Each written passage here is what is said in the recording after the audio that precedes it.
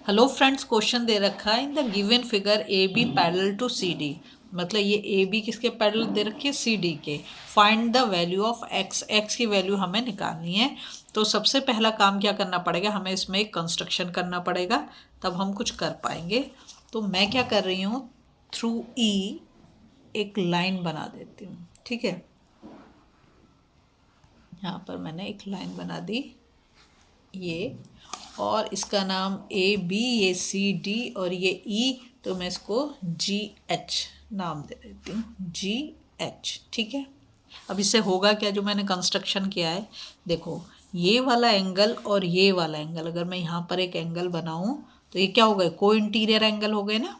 क्या हो गए, को इंटीरियर एंगल। क्या बना रहा है, सी बना रहा है, ऐसे सी बना रहा है, तो ये को इंटीरियर एंगल हो गए ऐसे।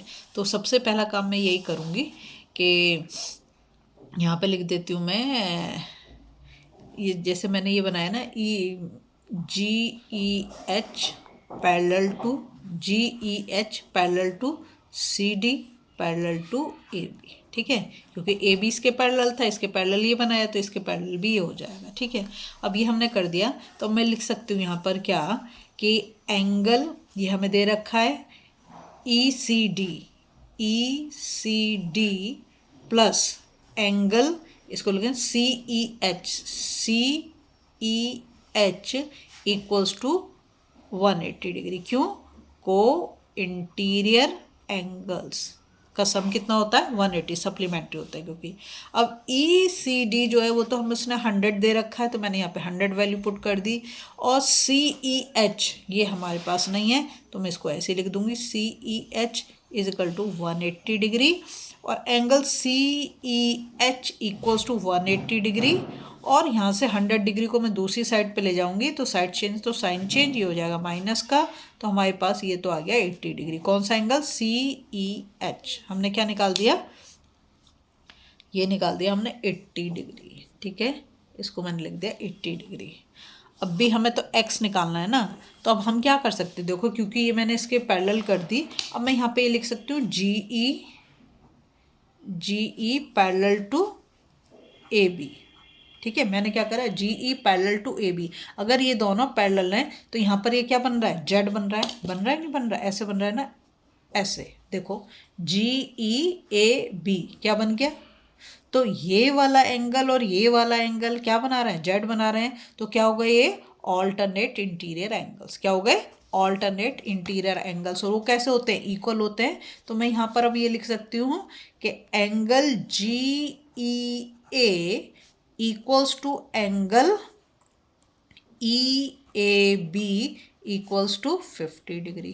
क्यों, alternate interior angles are equal. ठीक है, तो हमने ये भी निकाल लिया, फिर भी हमारा x नहीं निकला। अब हम क्या करेंगे, यहाँ पर हम लिख देंगे कि जो जी ई एच क्या है, स्ट्रेट एंगल, तो ये कितना होना चाहिए, 180 होना चाहिए, स्ट्रेट एंगल।